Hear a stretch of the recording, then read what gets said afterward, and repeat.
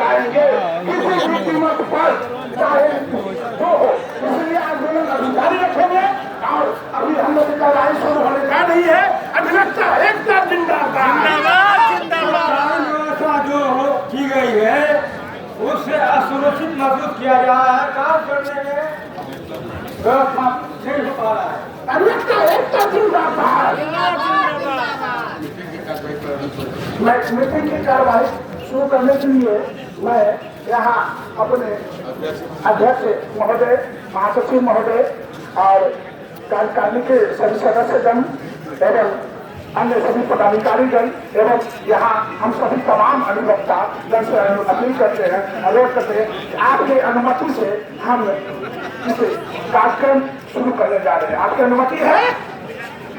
बोलिए। हाँ है। क्या हम कार्यक्रम शुरू करने से पहले संचालन आज जो है हमारे आदरणीय कौशल किशोर जी जो अध्यक्ष है उनसे मैं अनुरोध करता हूँ कार्यक्रम शुरू किया। हेलो, यहाँ उपस्थित सारे बंधुगण और मेरे व्यक्ता भाई, आज की कार्रवाई और हम लोग उपस्थित हुआ है वो यहाँ की जो प्रोसीडिंग है इसके संबंध में हमारे सतीश कुमार जी आपसे सारी बात रखेंगे। अधिवक्ता साथी, आपको पहले हम विदित करा दें कि हमारा घर क्यों रहा है।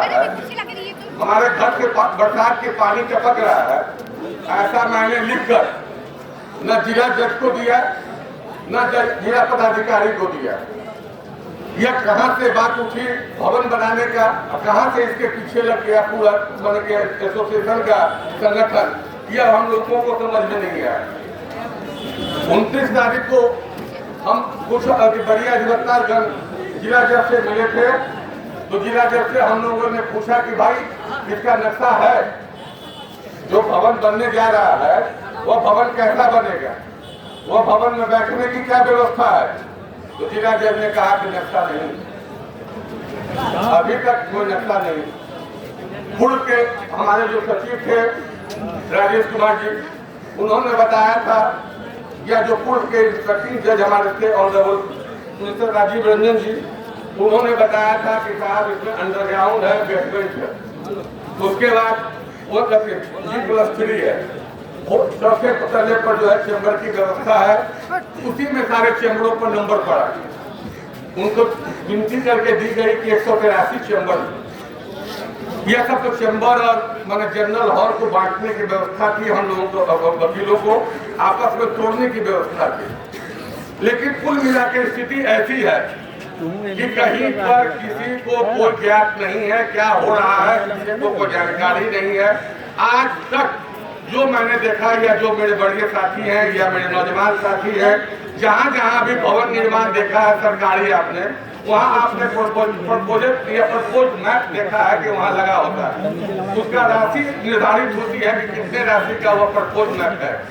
यहाँ ना मैप लगा न राशि निर्धारित है। अब सबसे बड़ी बात है कि इस बिल्डिंग में स्टेटस को भी लगा हुआ है।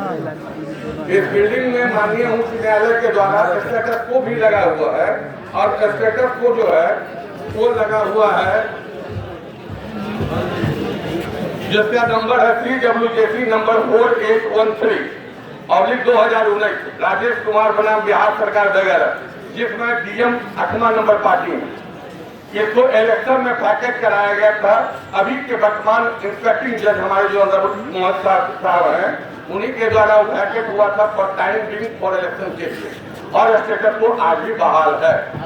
यह भी बात मैंने जिला जज को कहा, या जिला जज साहब को यह लिखित जाकर दिया गया। अब हम लोग जो है जिला जज साहब के द्वारा जो बताया गया, प्रपोज किया गया हमको, हम लोग जो गए थे डेलीगेट मिलने के लिए, कि साहब साइकिल सेट को जो है कि हम लोगों का अल्टरनेट व्यवस्था दिया जाएगा। यह जो DMU बनाया गया है, DMU ट्रेन का डब्बा, जिसको जो है कि हर आवाज सुनाई होती है, कान में आवाज सुनाई होती है, बैठ नहीं सकता आदमी, गप नहीं कर सकता, बात नहीं कर सकता, क्लाइंट का काम नहीं कर सकता, अपना फाइल नहीं रख सकता। वो उस DMU के डब्बे के बाद एक जो है मुसहरी में हम लोगों को एक मन के शेड बना के दिया जाएगा। मैंने उनको बहुत विनम्र पूर्वक कहा कि वो 12 बजे से 3 बजे तक यातायात के ऐसे जाम रहते हैं जिस पर आदमी पैदल भी पार नहीं कर सकता। तो वैसी परिस्थिति में हम अधिवक्ताओं को तड़पना होगा। क्योंकि आपके न्यायालय में एक गवाह आ जाता है तो आप पूछते हैं आएगा, वकील साहब आए, गवाह डिस्चार्ज कर दें, वकील साहब आए, गवाह डिस्चार्ज कर दें।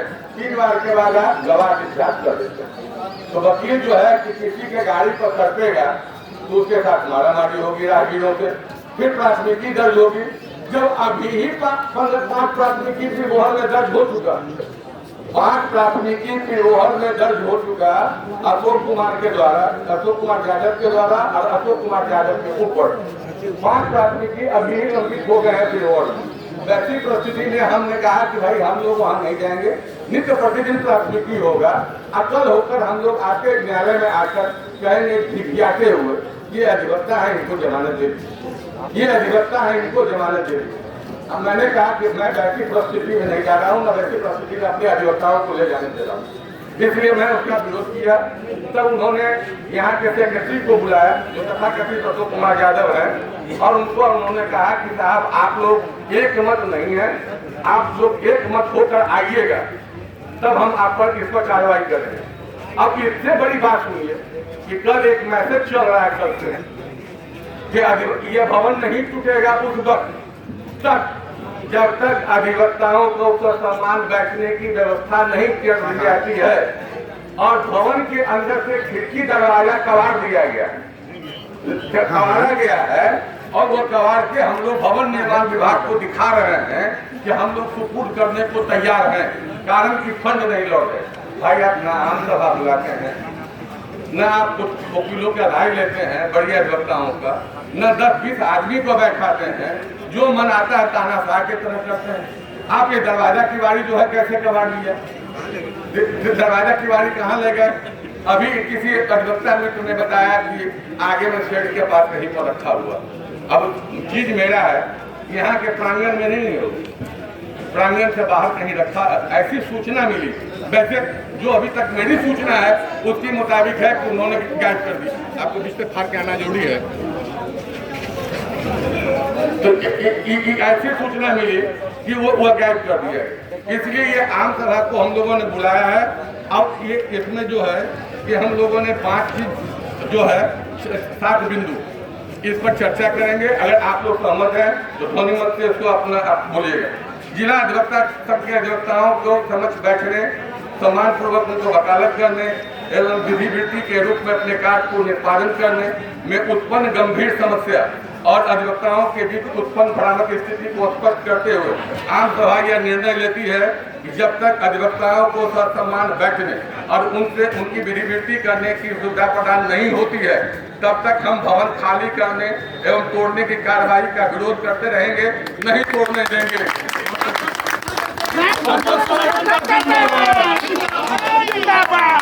नंबर 2, दिनांक 30/11/2023 को अपराह्न अधिवक्तागण करीब 50 से ऊपर की संख्या में माननीय जिला जज से मिलकर उन्हें अधिवक्ताओं के समस्याओं से अवगत कराया और उनसे मांग की कि पुराना सिविल सर्जन वाला भवन, हमने अल्टरनेट मांग किया मैंने किसी सेट के जगह पर कि पुराना सिविल सर्जन वाला भवन जिसमें न्यायालय चल रहा है, उस भवन को की चारदीवारी को तोड़कर नाला को पाट कर उसके ऊपर शेड बनाकर सम्मान पूर्वक बैठने विधि वृत्ति करने हेतु जगह अगर माननीय जिला जज एवं प्रशासन के द्वारा उपलब्ध कराया जाता है तो हम वहां जाने को सहर्ष तैयार हैं।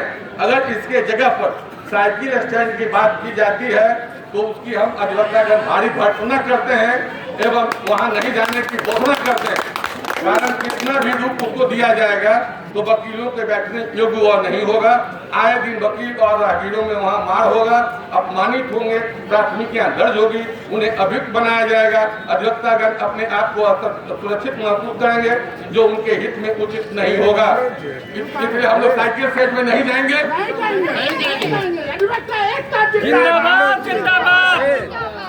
श्री अशोक कुमार यादव के द्वारा निर्गत नोटिस दिनांक 1/12/2023 में उनकी स्वीकारोक्ति बयान है।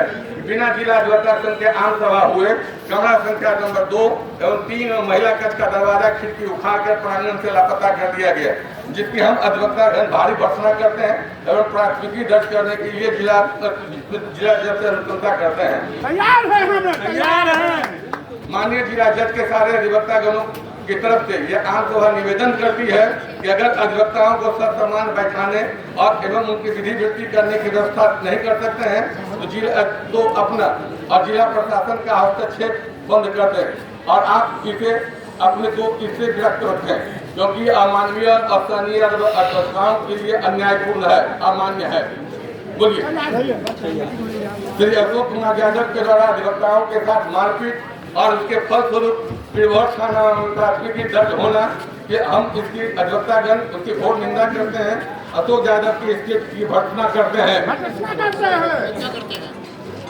माननीय जिला जज को हम अधिवक्तागण ज्ञात कराते हैं। माननीय जिला जज को हम अधिवक्तागण ज्ञात कराते हैं कि इस भवन पर माननीय उच्च न्यायालय का यथास्थिति बहाल रखने का आदेश आज भी बरकरार है, जो CWJC नंबर 4813/2019 राजेश कुमार बनाम बिहार सरकार वगैरह, जिसमें जिला पदाधिकारी जो बच्ची संख्या 8 है, जो विचारण हेतु माननीय उच्च न्यायालय में लंबित है। ऐसी स्थिति में किसी प्रकार का हस्तक्षेप भवन में करना माननीय उच्च न्यायालय का घोर अपमानना है। वो अवमानना भी कारित हो रहा है, जो माननीय जिला जज एवं जिला पदाधिकारी के संज्ञान में आने के पश्चात हो रहा है, जो घोर आपत्तिजनक है।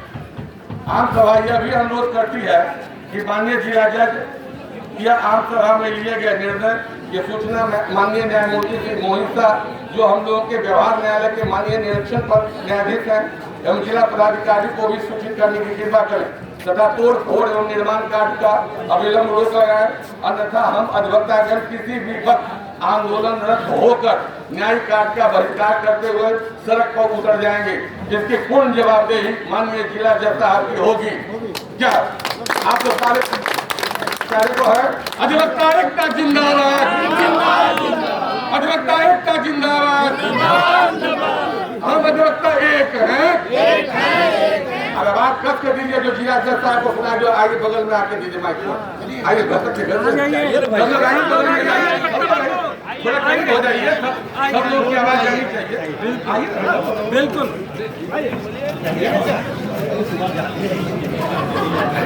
अधिवक्ता एकता जिंदाबाद, अधिवक्ता एकता जिंदाबाद, अधिवक्ता एकता जिंदाबाद।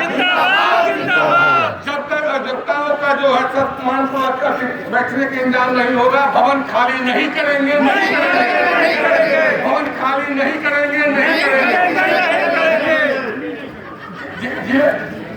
जिला जज माननीय जिला जज एवं जिला पदाधिकारी को माननीय उच्च न्यायालय का मानना नहीं करने देंगे, नहीं करने देंगे।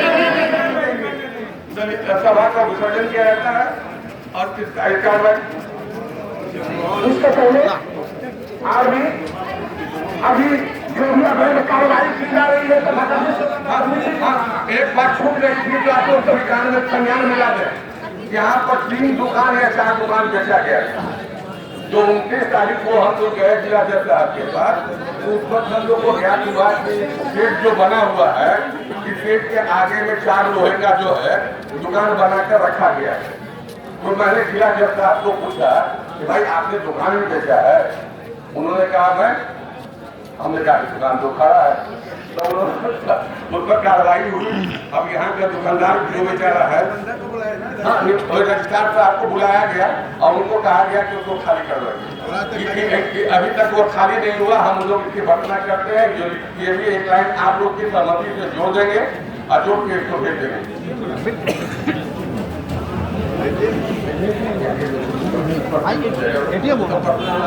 आपको मान लो अधिवक्ताओं की